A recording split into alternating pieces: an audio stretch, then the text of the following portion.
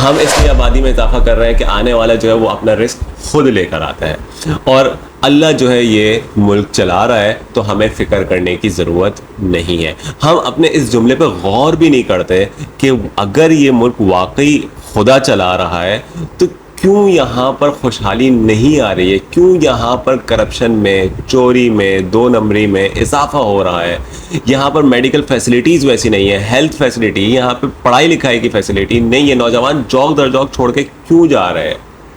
کیا وجہ ہے؟ اگر اللہ یہ ملک چلا رہا ہے تو یہ اس ملک کی حالت کیوں $1 بلین کے لیے ہم لوگ ہر ملک کے آگے بھیک مانگنے پہنچ جا رہے ہیں؟ اگر یہ ملک اللہ ہی چلا رہا ہے تو کیوں یہ ٹھیک نہیں ہو رہا؟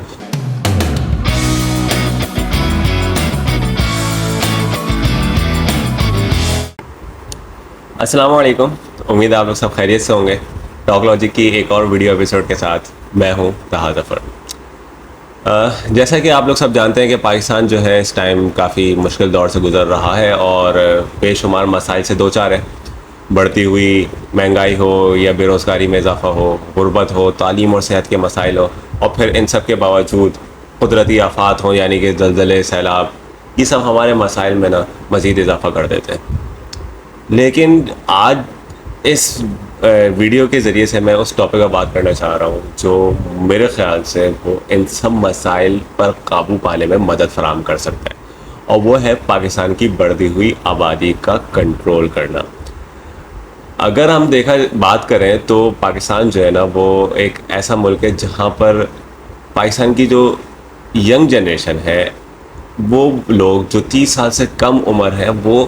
64%، مطلب کہ 64% آبادی کا حصہ 30 سال سے کم عمر ہے۔ یہ کسی بھی ملک کے لیے جو ہے وہ نعمت سے کم نہیں ہونا چاہیے۔ لیکن اگر ہم پاکستان کی بات کریں تو کیا پاکستان کے پاس اتنے وسائل ہیں جو ان نوجوانوں کو ان کی ضروریات زندگی پراپر فراہم کر سکتا ہے؟ تو جواب ضرور نہ میں ملے گا آپ کو۔ اور یہ کوئی ڈھکی چھپی بات نہیں ہے، یہ کوئی میں ایگزیجریشن نہیں کر رہا یا کوئی مبالغہ رائے نہیں کر رہا، یہ سب فیکٹس ڈاکومنٹڈ ہے۔ اگر آپ ڈان کے آرٹیکلس نکالیں یا کوئی بھی رپورٹ پڑھیں پاپولیشن کے بارے میں تو وہ سب چیزیں آپ کے سامنے پیش کر دے گی۔ اگر یہاں پہ میں کچھ فگر رکھنا چاہوں تو پاکستان کی آبادی جو ہے جب آزاد ہوا تھا 1947 میں تو 33 ملین تھی، جو کہ بنتی ہے 3 کروڑ کے قریب، 3 کروڑ 30 لاکھ۔ اور بنگلہ دیش کی آبادی جو ہے اگر اس کا موازنہ کریں اس ٹائم پہ 1947 میں اس کی آبادی جو تھی وہ 4 کروڑ تھی۔ اب 1971 تک پہنچتے پہنچتے 24 سال بعد بنگلہ دیش کی آبادی 7 کروڑ ہو گئی، اور پاکستان کی جو مغربی پاکستان تھا اس کی آبادی جو ہے وہ 6 کروڑ ہو گئی۔ جب بنگلہ دیش الگ ہوا پاکستان سے تو انہوں نے پراپر فیملی پلاننگ کے تھرو اپنی پاپولیشن کو کنٹرول کیا، انہوں نے اپنی عوام کا خیال کیا، کیونکہ ان کو پتہ تھا کہ اب ہمیں اپنے عوام کو اگر ایک بہتر مستقبل فراہم کرنا ہے تو پہلے تو ان کی جو ہماری جو آبادی بڑھ رہی ہے اس کو تھوڑا سا کنٹرول کرنا پڑے گا، تاکہ ہم اپنے جو ریسورسز ہیں، جو ہمارے قدرتی وسائل ہیں، اس کو ایکولی ڈسٹریبیوٹ کر سکیں عوام کے اندر۔ تو بنگلہ دیش کی جو پراپر جو فیملی پلاننگ تھی اس کے ذریعے سے اس کا اثر یہ ہوا کہ 7 کروڑ کا ملک ہونے کے باوجود 1971 میں آج اس کی آبادی 16 کروڑ ہے، اور پاکستان کی آبادی 1971 میں 6 کروڑ تھی، آج اس کی آبادی ہو چکی ہے 23 کروڑ۔ اتنی بڑی آبادی والا جو کہ اب میرے خیال میں 5ویں نمبر پہ آ چکا ہے، اور وہاں اور اس کی آبادی جو کہ 14 کروڑ کے لگ بھگ 30 سال سے کم عمر ہے، اس میں سے 14 کروڑ میں سے 7 کروڑ افراد بے روزگار ہیں۔ تو یہ تو نعمت ہونی چاہیے تھی کسی ملک کے لیے کہ یار اس کے پاس اتنی زبردست جو ہے وہ پاپولیشن موجود ہے، ورک فورس موجود ہے، لیکن پاکستان کے لیے یہ ایک عذاب بنتا جا رہا ہے، وہ بھی دردناک عذاب۔ اور ہمارے پاس ان مسائل کو حل کرنے کی کوئی پراپر منصوبہ بندی بھی ہوتی ہوئی نظر نہیں آ رہی ہے۔ یہی وجہ ہے کہ پاکستان جیسے ملک سے چوک در چوک نوجوان، پڑھے لکھے نوجوان اپنے وسائل کو بروئے کار لاتے ہوئے یہ ملک چھوڑ رہے ہیں، چاہے جائز طریقہ ہو چاہے ناجائز طریقہ ہو۔ ابھی حال ہی میں بحیرہ روم میں جو ہے وہ بہتر مستقبل کی تلاش میں جو ہے نوجوان اپنی جان کھو بیٹھے، 700 کے قریب جو ہے وہ پاکستانی جو ہے وہ ناجائز طریقے سے وہ بھی پتہ نہیں تھا اگر پہنچ جاتے ہیں، اور بہت سے ایسے جاتے ہیں ہر مہینے، پہنچ بھی جاتے ہیں تو ان کی جو ہے وہ ان کی زندگی کا اتا پتہ نہیں ہوتا کہ وہاں کس حال میں ہے، اور میرے خیال میں ان کو بہتر مستقبل بھی اس طرح نہیں مل پاتا۔ لیکن ٹرینڈ یہی ہے کہ لوگ چھوڑ کے جا رہے ہیں۔ اور اگر پڑھے لکھے لوگوں کی بات کریں جو کہ اسکلڈ ورک فورس کہلاتی ہے ان کی بات کریں تو وہ 9 لاکھ کے قریب، صرف پچھلے سال ہی 9 لاکھ کے قریب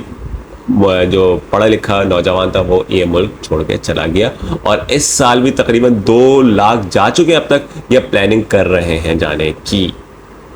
میں زیادہ دور نہیں جاؤں گا، میں نے خود جس جو ہے وہ جامعہ سے میں نے اپنی تعلیم حاصل کی ہے وہاں پر صرف میرے کلاس فیلو ہی آدھے زیادہ یہ ملک چھوڑ کے جا چکے ہیں اپنے بہتر مستقبل کی تلاش میں۔ تو یہ کوئی ڈھکی چھپی بات نہیں ہے۔ تو کیا وجہ ہے کہ ہم اس ٹاپک پر بات نہیں کرتے ہیں؟ اس ٹاپک پر بات کرنا، ہر چیز کو ہم چھوڑ دیتے ہیں کہ بھائی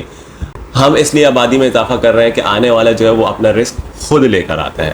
اور اللہ جو ہے یہ ملک چلا رہا ہے تو ہمیں فکر کرنے کی ضرورت نہیں ہے۔ ہم اپنے اس جملے پہ غور بھی نہیں کرتے کہ اگر یہ ملک واقعی خدا چلا رہا ہے تو کیوں یہاں پر خوشحالی نہیں آ رہی ہے، کیوں یہاں پر کرپشن میں، چوری میں، 2 نمبری میں اضافہ ہو رہا ہے، یہاں پر میڈیکل فیسلٹیز ویسی نہیں ہے، ہیلتھ فیسلٹی، یہاں پہ پڑھائی لکھائی کی فیسلٹی نہیں ہے، نوجوان جوک در جوک چھوڑ کے کیوں جا رہے ہیں؟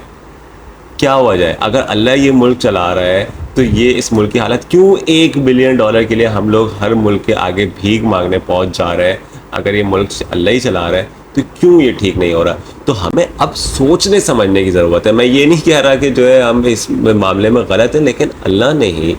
ہمیں جو ہے اس دنیا میں خلیفہ بنا کے بھیجا ہے نا، مطلب اپنا نائب بنا کے بھیجا ہے، جس کا مطلب یہ ہے کہ ہم یہاں پر آتھورائزڈ ہیں کہ ہم جس طرح چاہے زندگی گزاریں، اپنے عقل کو استعمال کرتے ہیں، اللہ کی نعمتوں کو جو ہے وہ پراپرلی ڈسٹریبیوٹ کریں اس کی عوام میں۔ لیکن ہم اصل میں کام چور قوم ہے، مطلب کہ ہم بھاگنا چاہتے ہیں، ہمارے اندر کاہلی ہے، تو ہر چیز دوسرے پہ ڈال دیتے ہیں کہ بھائی یہ ملک تو اللہ چلا رہا ہے اور اللہ ہی مالک ہے، ہمیں کچھ کرنے کی ضرورت نہیں ہے۔ تو ہمیں یہ سوچ تبدیل کرنے کی ضرورت ہے، کیونکہ یہ اتھارٹی ہمیں اللہ نے دے دی ہے۔ ہم اپنی مرضی سے اپنے اوپر جو ہے وہ منتخب حکمران چنتے ہیں جس کے ذریعے سے وہ ہمارے مسئلے حل کرتی، لیکن بدقسمتی سے ایسا ہوتا نظر نہیں آتا۔ تو ہمیں خود سے بھی اور اپنی حکومت کو بھی فورس کرنے کی ضرورت ہے کہ وہ اس معاملے پر جو بڑھتی ہوئی آبادی اور اس کے ذریعے سے جو مسائل کریٹ ہو رہے ہیں اس کی روک تھام پر کوشش کریں۔ تو اگر میں صرف یہاں پہ ابھی آپ کے سامنے اعداد و شمار رکھوں، فیکٹس اینڈ فیگرس رکھوں، تو آپ حیران رہ جائیں گے کہ ابھی جو سب سے پہلے میں نے فیگر رکھا کہ پاکستان کی 14 کروڑ جو ہے نوجوان نسل، اس میں 7 کروڑ بے روزگار ہے اور باقی 7 کروڑ جو ہے وہ امپلائڈ ہے۔ اس میں صرف پچھلے سال پاکستان کی جو ان امپلائمنٹ ریشو ہے وہ 6.3 تھا 2021 میں، اب جا کے وہ 9 ہو چکا ہے، 9%، مطلب کہ صرف پچھلے سال ہی 7 کروڑ میں سے 90 لاکھ افراد بے روزگار ہو گئے۔ کتنی ساری جو ہے صنعتیں اور انڈسٹریاں بند ہو رہی، ٹوٹل شٹ ڈاؤن ہو رہا ہے۔ تو اس کے نتیجے میں جو بے روزگاری میں اضافہ ہو رہا ہے اس کی کون جواب دے گا، اس کا کون حساب کتاب کرے گا؟ اور ایسے میں اگر آپ مزید اضافہ کریں آبادی میں تو آپ ایک ایسا معاشرہ جنم دے رہے ہیں جو کہ جہاں پہ وسائل کی کمی ہوگی اور پھر ایک پولیٹیکل انریسٹ کریٹ ہو جائے گا، آپس میں افراتفری، نفرتیں، انارکی، ایک دوسرے کو ہی کھانا شروع کر دیں گے، ایک دوسرے کو ہی مارنا شروع کر دیں گے۔ تو ہمیں چاہیے کہ ذرا سوچ سمجھ کے سب سے پہلے تو یہ جو اپنی نوجوان نسل ان کے لیے کام کرے، جو ہیں آلریڈی ہیں، آپ تھوڑا سا صبر کر لیں اب، اور ابھی اس پر بات کریں گے تھوڑا آگے چل کے، لیکن جو ابھی نوجوان نسل ہے انہی کو ہی بہتر مستقبل اور ان کی بہتری زندگی کے لیے اقدامات کرنے کی ہمیں ضرورت ہے۔ تو یہ بات تو ہو گئی کہ ہر سال جو ہے وہ ان امپلائمنٹ ریشو جو ہے وہ بڑھ ہی رہا ہے۔ اچھا، اس کے بعد دوسری بات ان امپلائمنٹ ہو گئی، دوسری بات جو ہے پاکستان میں مہنگائی کی شرح 38% ہے۔ تو مطلب کہ جو آپ سودا صرف پچھلے 1-2 سال پہلے تک اگر جو چیز 10,000 میں آ رہی تھی، اب وہ چیز جا کے 15,000 یا 14,000 میں آ رہی ہے، اور اگر کوئی چیز 50,000 میں آ رہی تو آپ اس سے اندازہ لگا لیں کہ وہ چیز اب مطلب دگنی پرائس پہ جا رہی ہے، اور لوگوں کے پاس خریدنے کی اور ان کی جو تنخواہیں اس میں کوئی اضافہ خاطر خواہ اضافہ ہو نہیں رہا۔ تو پھر ایسے میں کیا کریں؟ کہ آپ ابھی بھی بنا سوچے سمجھے یہ اقدام اٹھائیں گے کہ نہیں اللہ مالک ہے اور ہم مزید آبادی میں اضافہ کریں؟ تو یہ ایک بیوقوفانہ جو ہے وہ فیصلہ ہوگا۔ اللہ مالک ہے، لیکن اس کا مطلب یہ نہیں ہے کہ ہم گاڑی کے آگے آ جائیں اور وہ اللہ بچا لے گا، یا ہم جو کشتی سے چھلانگ لگا دیں سمندر میں، اللہ بچا لے گا۔ اللہ نے خود بولا ہے کہ عالم ہو، کافر ہو یا کوئی بھی ہو، جس کو تیرنا ہے وہ بچے گا۔ تو پھر اس کا مطلب یہ ہے کہ ہمیں ہر حال میں اپنی عقل کا استعمال کرنا ہے اور اس ملک پر تھوڑا سا رحم کرنا ہے. اگر یہاں پر بھی میں دوسرے فیکٹس اینڈ فگر کی بات کروں تو یہ بات بھی کسی ڈھکی چھپی نہیں ہے کہ پاکستان میں جو عورتوں کا درجہ ہے وہ مردوں کے برابر نہیں ہے. ان کو وہ فیسلٹیز اویلیبل نہیں ہے جو مردوں کو اویلیبل ہوتی ہے, یعنی کہ سیکنڈ کلاس سٹیزن کے طور پہ جو ہے وہ عورتوں کو ٹریٹ کیا جاتا ہے. اب یہاں پر جب میں بات کروں کہ پاکستان میں تقریباً ہر سال 90 لاکھ کے قریب جو ہے وہ پریگننسی رپورٹ ہوتی ہے, اس میں سے 40 لاکھ جو ہے وہ انوانٹیڈ ہوتے ہیں, انپلانڈ ہوتے ہیں, اور پھر 52 لاکھ یعنی کہ 52 لیکس ہیڈ کاؤنٹ میں پاکستان میں اضافہ ہوتا ہے, جو کہ تقریباً ایک ناروے ملک کے قریب ہے, کہ پاکستان ہر سال اپنے اندر ناروے ملک کی آبادی جتنا اضافہ کرتا ہے, اور یہ پاکستان کے لیے ایک الارمنگ سچویشن ہے. اچھا, پھر اس کے بعد اگر عورتوں کی ہیلتھ فیسلٹی جو کہ پرائمری ہیلتھ کیئر سسٹم میں آنا چاہیے وہ بھی جو ہے ان کو اویلیبل نہیں ہے. پاکستان میں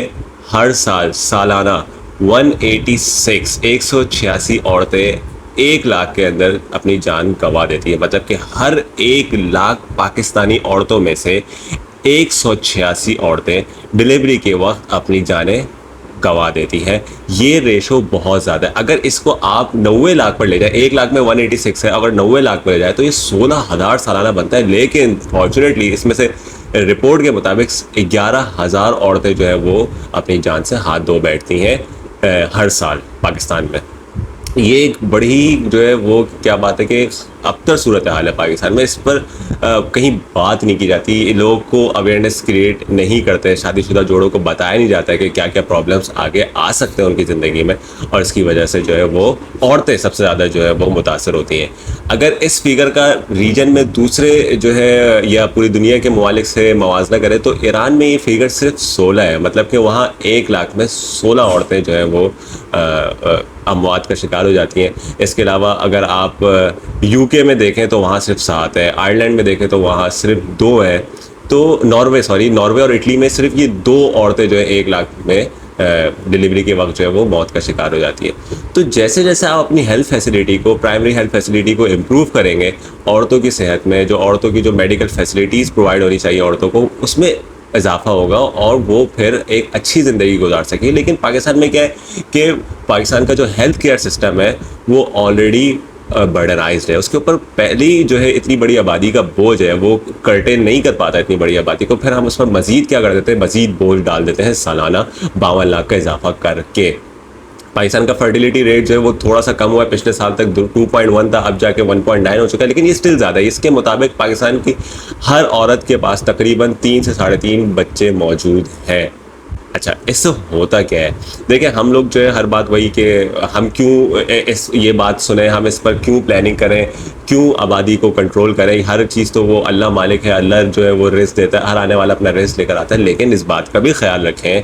کہ صرف کھانا کھلانا یا کپڑے پہنانا نہیں ہوتا, اس کو اچھی تربیت دینی ہوتی ہے, اس کی ذہنی اور نفسیاتی نشو و نما پر جو ہے ماں باپ کو عمل درآمد کرنا ہوتا ہے, اس کو ایک اچھا انوائرمنٹ دینا ہوتا ہے, اس کو ایک اچھے اسکول کی فیسلٹی دینی ہوتی ہے, اس کو اچھا کمیوٹ دینا ہوتا ہے, ٹرانسپورٹیشن سسٹم ہوتا ہے, اور سیوریج سسٹم ہوتا ہے, گھر ہوتا ہے, پھر بجلی پانی, یہ سب چیزیں ایک بچہ جو ہے اس کی بیسک نیڈ ہوتی ہے. اور پاکستان جیسے ملک میں یہ سب چیزیں اویلیبل نہیں ہے. پھر آگے چل کے جب وہ بڑا ہوتا ہے تو اس کو روزگار کے مواقع نہیں ہے. میں ویڈیو کے شروع میں بتا دیا کہ ان امپلائمنٹ ریٹ کتنا زیادہ ہے. تو اگر یہ سب چیزیں ہم لوگ پلان نہیں کریں گے تو آگے جا کے ہماری سوسائٹی جو ہے وہ ایک افراتفری کا شکار ہو جائے گی, پولیٹیکل انریسٹ کریٹ ہو جائے گا, جو کہ ابھی ہمیں دکھ رہا ہے. لوگوں کے اندر غصہ بڑھتا جا رہا ہے, برداشت کی کیفیت ختم ہوتی جا رہی ہے, ایک دوسرے سے گتم گتا ہر وقت ہو رہے ہوتے ہیں. تو اب چاہیے کہ ہم جو ہے تھوڑا سا سوچیں, عورتوں کو جو ہے وہ ان کے مطابق درجہ دیں. ایک اور رپورٹ کے مطابق عورتوں کو جو ہے وہ اس ایجوکیشن کی فیسلٹی نہیں ہے, اویلیبل ہی نہیں ہے ان کو. نا تقریباً 90 لاکھ کے قریب 9 ملین جو ہے وہ 90 لاکھ کے قریب عورتیں اسکول ہی نہیں جاتی. بچیاں جو ہیں وہ اسکول کی فیسلٹیز سے ہی محروم ہیں. بیسک جو پرائمری ایجوکیشن ہوتی ہے وہ نہیں ہے, اسکول سے باہر ہے. اور 4% بچیاں جو ہیں وہ 15 سال کی عمر سے پہلے ہی بیاہ دی جاتی ہیں. 18% جو ہے جو لڑکیاں ہیں ان کی شادی جو ہے وہ 18 سال سے کم عمری میں ہو جاتی ہے. اور پھر ان کے بعد جو جب شادی شدہ زندگی گزارتی تو انوانٹیڈ پریگننسیز ہوتی ہیں اور جو ان پلان برتھ ہوتی ہے پاکستان میں. ایک اور رپورٹ اگر میں بتاؤں, ڈان کی رپورٹ ہے, اس میں بتایا جاتا ہے کہ تقریباً پاکستان میں ہر سال 22 لاکھ کے قریب مس کیریجز اور ایبورشن کے کیسز رپورٹ ہوتے ہیں. اور تقریباً 12 لاکھ کے قریب انوانٹیڈ برتھ ہو جاتی ہیں, کوئی پلاننگ نہیں ہے. تو پھر اس کا مداوع کون کرے گا جب آپ نے پلان نہیں کیا؟ 12 لاکھ کا اضافہ ہو رہا ہے, 52 لاکھ میں 12 لاکھ انوانٹیڈ ہے, کہاں جائیں گے آپ؟ ہمارے پاس ان کو کرٹیل کرنے کے لیے, اس آبادی کو پراپر جو ہے ایک اچھی زندگی پرووائڈ کرنے کے ہمارے پاس انتظامات نہیں ہے. تو کیوں نہ ہم اپنی گورنمنٹ کے ساتھ مل کر اس کے اوپر منصوبہ بندی کریں, اور اس کے اوپر کوئی اتنی بڑی جو ہے وہ دولت جو ہے وہ استعمال نہیں ہونی ہے. آپ کو جسٹ کیا کرنا ہے, اویئرنیس کریٹ کرنی ہے, عورتوں کو بتانا ہے. بنگلہ دیش نے کیا کیا؟ بنگلہ دیش کی آبادی میں نے بتایا کہ 1971 میں کیا تھی, 7 کروڑ تھی, اب جا کے 16 کروڑ ہے. تو صرف 9 کروڑ کا اضافہ ہوا ہے ان سالوں کے دوران. کیا کیا انہوں نے سب سے پہلے تو عورتوں کو جو ہے وہ تعلیم دی, جو ان کی بنیادی ضرورت تھی, پھر ان کو روزگار دیا, پھر اس کے بعد ان کو اویئرنیس کریٹ کی ان کے اندر, اور جگہ جگہ جو ہے وہ انہوں نے کانٹراسیپٹیو پل کا, جو ماڈرن کانٹراسیپٹیو پل ہوتی ہیں, اس کے ذریعے سے برتھ کنٹرول جو مہم تھی اس کا آغاز کر کے لوگوں کے اندر, شادی شدہ جوڑوں کے اندر یہ آگاہی جو ہے انہوں نے پرووائڈ کی, جس کے ذریعے سے جب اگر آپ 1971 میں یہ چیز دیکھیں تو وہاں صرف 8% جو ہے وہ عورتیں کانٹراسیپٹیو پل کا استعمال کرتی تھی. آج جو ہے یہ ریشو 75% تک جا چکا, مطلب 75% وہاں کی پاپولیشن جو ہے, جو کہ عورتیں ہیں وہ اس چیز کا استعمال کرتی ہیں اور پھر اپنی آبادی کو کنٹرول کرتی ہیں. اب دیکھ لیں ان کی ترقی کیسے ہو رہی ہے, دن بدن جو ہے وہ ان کی جی ڈی پی میں اضافہ ہوتا جا رہا ہے, ان کی جو ہے ایکسپورٹ میں اضافہ ہو رہا ہے, ان کا فارن ایکسچینج ریزرو ہم سے بہت زیادہ ہے. تو اس کے علاوہ پاکستان میں جو ریشو ہے کانٹراسیپٹیو پل کا, وہ ابھی تک جو ہے وہ 34% ہے. ٹھیک ہے, تو ہمیں چاہیے کہ عورتوں کی صحت کا خیال رکھیں, باقاعدہ ان کو بتائیں کہ کس طرح جو ہے اپنی ریپروڈکٹیو لائف گزارنی ہے, آگے جو ہے شادی شدہ زندگی گزارنی ہے, کیونکہ آنے والا جو ہے وہ رزق تو لے کر آئے گا, لیکن اس کی تربیت, اس کی نشو و نما وہ آپ کی ذمہ داری. یاد رکھیں, بچے پیدا کرنا وہ آپ کے اوپر فرض نہیں ہے, لیکن اس کی اچھی تربیت کرنا, جب آپ لے کر آ گئے اسے دنیا میں, تو اس کی اچھی تربیت کرنا, ایک اس کو اچھا انسان بنانا, اس کو اچھی فیسلٹیز پرووائڈ کرنا, یہ سب آپ کی ذمہ داری. اس کے بارے میں پوچھ گچھ ہوگی. تو اگر آپ یہ سب نہیں کریٹ کر پائیں گے, ہم کیا کرتے ہیں کہ لے کر آئے تھے, پھر اس کو جو سوسائٹی کی ذمہ داری پہ چھوڑ دیتے ہیں, اس کو اسکول میں لگاتے ہیں, ٹیوشن میں لگاتے ہیں, وہ ماں باپ جو اس کو پراپر ٹائم دینا چاہیے وہ نہیں دے پاتے. تو کیا وجہ ہے؟ کیونکہ ہمارے پاس پراپر کاؤنسلنگ نہیں ہے. نہ کب شادی کرنی ہے اس کے بارے میں اپنی پچھلی ویڈیو میں کہہ چکا ہوں, لیکن اور اس کے بعد جو ہے آفٹر میرج جو ہے وہ لائف کیسے گزارنی, اس کے اوپر بھی کاؤنسلنگ کا فقدان نظر آتا ہے. والدین جو ہے بچوں کی صحیح تربیت اس معاملے میں نہیں کر پاتے, بچے بھی جو ہے شرم محسوس کر رہے ہوتے ہیں کہ ہم کیسے ڈسکس کریں. پاکستان میں جو فیس بک کا جو گروپ ہے جس کے اندر لڑکیاں جو سول سسٹر پاکستان ہے, اس کے علاوہ اور جو ہے شادی شدہ جوڑوں کا جو گروپ ہوتا ہے, اس کے اندر بے شمار ایسے کیسز آتے ہیں جس کے اندر کبھی مرد جو ہے وہ ڈپریشن کا شکار ہے, عورتیں تو ہوتی ہی ہوتی ہیں کہ ان کو سمجھ نہیں آ رہا ہوتا کس سے جا کے پوچھیں, کس سے جو ہے اپنے اندر چینجز آ رہی ہیں, جو ان کے اندر بایولوجیکل چینجز آتی ہیں عورتوں کو, اس کے اوپر تو کوئی ڈسکشن ہی نہیں ہوتی. نہ وہ اپنے پارٹنر سے بات کر پاتی ہیں, نہ وہ اپنے والدین سے, اور پھر کس سے جا کے بس گوگل پہ جو ہے وہ غلط سلط جو ہے وہ انفارمیشن کے ذریعے اپنی جانوں سے کھیل رہی ہوتی ہیں. یہ ایک بہت بڑا مسئلہ ہے. پاکستان میں جو ہے ہمیں چاہیے کہ اپنی عورتوں کا اسی طرح خیال رکھیں جیسے جو ہے ہمیں مردوں کو فیسلٹیز اویلیبل ہے. تو اسی کے ذریعے سے جو ہے ہمارا معاشرہ جو ہے وہ ترقی کی راہ پر گامزن ہو سکتا ہے. یہ ایک ایسا مسئلہ ہے جو قومی مسئلہ بنتا جا رہا ہے, اور اگر ہم نے اس کی وقت پر جو ہے وہ مداوع نہیں کیا, وقت پر اس کو کرٹین نہیں کیا, تو ہم لوگوں کو آگے جا کے ایک ایسے مسائل کا سامنا کرنا پڑ جائے گا جہاں سے واپسی ناممکن ہو جائے گی. تو میں امید کرتا ہوں کہ آپ کو میری ویڈیو پسند آئی ہوگی, اور اس ویڈیو کو زیادہ سے زیادہ شیئر کریں تاکہ یہ آگاہی عام لوگوں تک پہنچ سکے, ان عورتوں تک پہنچ سکے, اور تاکہ وہ اپنی لائف اچھے طریقے سے پلان کر سکے, سوسائٹی کے پریشر سے ہٹ کر ایک اچھی عقل مندانہ زندگی گزار سکے, تاکہ ہمارا معاشرہ جو ہے وہ ایک ہرا بھرا اور جو ہے وہ ترقی یافتہ معاشروں میں شمار ہو سکے. میں امید کرتا ہوں کہ آپ لوگ کو یہ ویڈیو سمجھ آئی ہوگی, اور آپ لوگ اس آگاہی مہم کو آگے بڑھانے میں میرا بھرپور ساتھ دیں گے, تاکہ آگے آئندہ آنے والی جو نسل ہے شادی شدہ جوڑے, اور خاص طور پر عورتیں ہیں, وہ اپنی صحت کے بارے میں, اپنی ازدواجی زندگی کے بارے میں بہتر فیصلہ کر سکیں, اور کوئی بھی ایک ایسا اسٹیپ اٹھانے سے پہلے اپنے ایکسپرٹ سے, یا میڈیکل جو یا گائنیکالوجسٹ ایکسپرٹ ہوتے ہیں ان سے ضرور مشورہ کریں گے, سوسائٹی کے بیجا پریشر میں نہیں آئیں گے, تاکہ جو ہے وہ اپنی زندگی ایک بہتر طریقے سے گزار سکیں اور سوسائٹی میں مثبت کردار ادا کر سکیں. ہمیں چاہیے کہ ایک ایسا معاشرہ جنم دیں جو نہ صرف ہماری انفرادی زندگی کو بلکہ اجتماعی زندگی کو بہتر طریقے سے آگے لے کر چل سکے. اپنا خیال رکھیے گا, اپنے ارد گرد والوں کا خیال رکھیے گا. اگلے ویڈیو میں انشاءاللہ ضرور ملاقات ہوگی, تب تک کے لیے اللہ حافظ.